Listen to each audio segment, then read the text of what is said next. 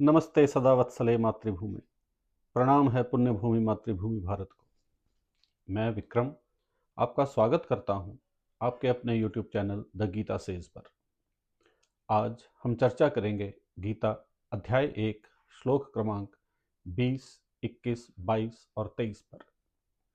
अभी तक हमने देखा कि पांडव दल के युद्धनाद से कौरव दल के हृदयों में भय का संचार हो गया। अब श्लोक क्रमांक 20 और 21। अथ व्यवस्थितान् दृष्ट्वा धार्तराष्ट्रान् कपिध्वजः प्रवृत्ते शस्त्रसम्पाते धनुः उद्यम्य पाण्डवः। ऋषिकेशं तदा वाक्यम् इदमाह महीपते सेनयोः उभयोः मध्ये रथं स्थापय मे अच्युत। इसका अनुवाद इस प्रकार है। हे राजन, इसके बाद कपिध्वज अर्जुन ने व्यवस्थित रूप से खड़े युद्ध की इच्छा से धृतराष्ट्र के संबंधियों को देखकर उस शस्त्र चलने की तैयारी के समय धनुष उठाकर ऋषिकेश श्री कृष्ण महाराज से यह वचन कहा, हे अच्युत, मेरे रथ को दोनों सेनाओं के बीच में खड़ा कीजिए। इन श्लोकों की व्याख्या के समय एक बात विशेष रूप से देखने योग्य है। यहां अर्जुन के नाम से पहले कपिध्वज कहा गया। भगवान श्री कृष्ण जिस योद्धा के सारथी हैं, निश्चित रूप से वो योद्धा तो विशेष ही होगा, लेकिन उस दिव्य घोड़ों से युक्त रथ, अग्निदेव द्वारा दिए गए रथ की जो ध्वजा है वो भी बहुत विशेष है। उस ध्वजा पर स्वयं हनुमान जी बैठे हुए हैं। हनुमान जी वायुपुत्र हैं, भीम भी वायुपुत्र है। एक बार वनवास के समय द्रौपदी को कोई विशेष पुष्प बहुत अच्छा लगा, तो उसने भीम से निवेदन किया कि मुझे ऐसे और भी पुष्प ला के दे। और जब भीम वो पुष्प लेने गया तो जंगल में एक बूढ़ा बंदर रास्ते में अपनी पूंछ को फैलाए हुए बैठा था। तो जब भीम ने कहा कि मैं आपकी पूंछ मेरे रास्ते में आ रही है तो इसको जरा एक तरफ कर दीजिए, तो उस बूढ़े बंदर ने कहा, मैं तो अब इतना बूढ़ा हो गया हूं कि मुझसे तो पूंछ भी हटाई नहीं जा रही, तुम तो बहुत महाबली हो, तो तुम ये पूंछ उठाकर एक तरफ कर दो। तो भीम ने अपना पूरा जोर लगाया, लेकिन भीम उस पूंछ को टस से मस भी नहीं कर पाया। भीम में 10,000 हाथियों का बल था, लेकिन एक वानर की पूंछ को वो हिला नहीं पाया। तो वो समझ गया ये कोई साधारण वानर नहीं है, वो स्वयं भगवान हनुमान थे। हनुमान जी ने उसको बहुत सारे आशीर्वाद दिए और ये कहा कि युद्ध में जब तुम गर्जना करोगे भीम, तो तुम्हारी गर्जना में मैं अपनी गर्जना को मिलाऊंगा। इसलिए जब भीम युद्ध के समय गर्जना करता था तो बड़ा भयंकर वातावरण उत्पन्न हो जाता था। साथ ही उन्होंने कहा कि युद्ध तो अवश्यंभावी है, लेकिन इस युद्ध में तुम्हारे भाई अर्जुन की ध्वजा के ऊपर मैं बैठूंगा। अब यहां एक बात विशेष रूप से देखने योग्य है। भीम भी वायुपुत्र है और हनुमान जी भी वायुपुत्र हैं। हनुमान जी से यह आग्रह भी किया गया कि आप युद्ध में हमारी तरफ से सम्मिलित होइए, लेकिन उन्होंने केवल ध्वजा के ऊपर बैठना ही स्वीकार किया। वो क्यों? वो इसलिए कि हनुमान जी तो अकेले ही पूरी कौरव सेना का एक क्षण में विध्वंस कर सकते थे, लेकिन पांडवों के हाथों से कौरव सेना का विध्वंस करवा करके, पांडवों के हाथों से कौरव सेना का विनाश करवा करके जो उदाहरण समाज के सामने प्रस्तुत करना था, फिर वो ना हो पाता। इसलिए इस श्लोक में कपिध्वज कहकर अर्जुन को संबोधित किया गया है। और अर्जुन इस श्लोक में आग्रह करता है कि मेरे रथ को दोनों सेनाओं के बीच में ले जाइए। श्लोक क्रमांक 22। यावत् एतान निरीक्षे अहम योद्धुकामान अवस्थितान कैह मया सह योद्धव्यम अस्मिन् रण समुद्यमे।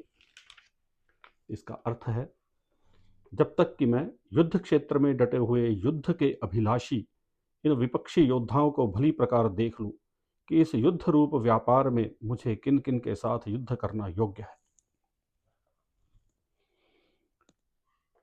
अब इस श्लोक में भी एक विशेषता है। अर्जुन यहां कह रहा है कि युद्ध के अभिलाषी कौरवों को मैं देखना चाहता हूं। यहां अर्जुन स्पष्ट रूप से कौरवों को युद्ध का अभिलाषी बोल रहा है, और जो कि सत्य भी है।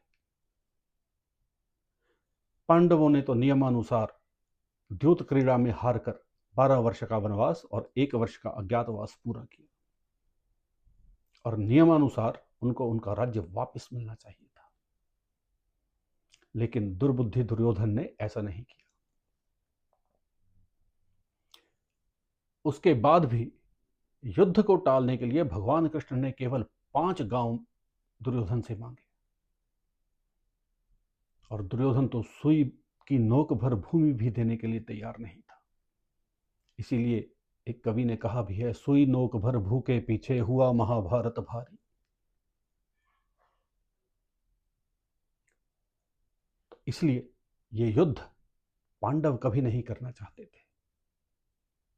युद्ध उन पर थोपा गया। इसलिए अर्जुन यहां कौरव सेना को युद्ध का अभिलाषी बताता है। श्लोक क्रमांक 23। योत्स्यमानान् अवेक्षेऽहं ये अते अत्र समागताः धार्तराष्ट्रस्य दुर्बुद्धेः युद्धे प्रियचिकीर्षवः। इसका अर्थ है, दुर्बुद्धि दुर्योधन का युद्ध में हित चाहने वाले जो ये राजा लोग इस सेना में आए हैं, इन युद्ध करने वालों को मैं देखूंगा। जैसा कि अभी हमने चर्चा की, दुर्योधन तो दुर्बुद्धि है ही, लेकिन उस दुर्बुद्धि दुर्योधन को सम्मति देने वाला भी कोई चाहिए था। लेकिन अलग अलग राजा उस दुर्बुद्धि दुर्योधन की सहायता के लिए इकट्ठे हुए, और अर्जुन ये बात सोचता है कि दुर्योधन तो दुर्बुद्धि है, लेकिन उसके पक्ष में इतने राजा, इतने बड़े बड़े राजा, वो भी उसको सद्बुद्धि नहीं दे रहे हैं। पांडवों का अधिकार है आधे राज्य पर, लेकिन कोई भी उसको, दुर्योधन को ये सद्बुद्धि देने के लिए नहीं मान रहा कि आधा राज्य तुम पांडवों को दे दो। वो तो 5 गांव भी नहीं देने के लिए मान रहा। इसलिए अर्जुन ये देखना चाहता है कि इस युद्ध रूप व्यापार में मुझे किन किन राजाओं के साथ लड़ना है। इसलिए भगवान श्री कृष्ण को वो अपना रथ दोनों सेनाओं के बीच में ले जाने के लिए कहता है। लेकिन यहां एक बात में और भी अंतर हमें अर्जुन और दुर्योधन में स्पष्ट दिखेगा। जब दुर्योधन आचार्य द्रोण के पास जाता है तो वो अपने अंदर के भय के कारण से जाता है, लेकिन जब अर्जुन भगवान श्री कृष्ण को कहता है कि मेरा रथ दोनों सेनाओं के बीच में ले जाइए, तो वो गांडीव हाथ में पहले पकड़ता है, फिर भगवान श्री कृष्ण से निवेदन करता है।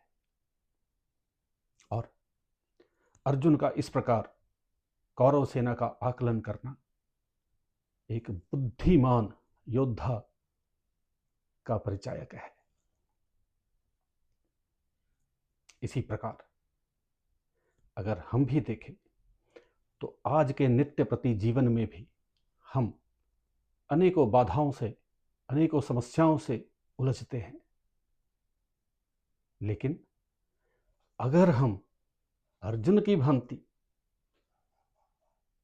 दृढ़ निश्चयी होकर, वीर बनकर उन समस्याओं का सही आकलन मात्र कर लें,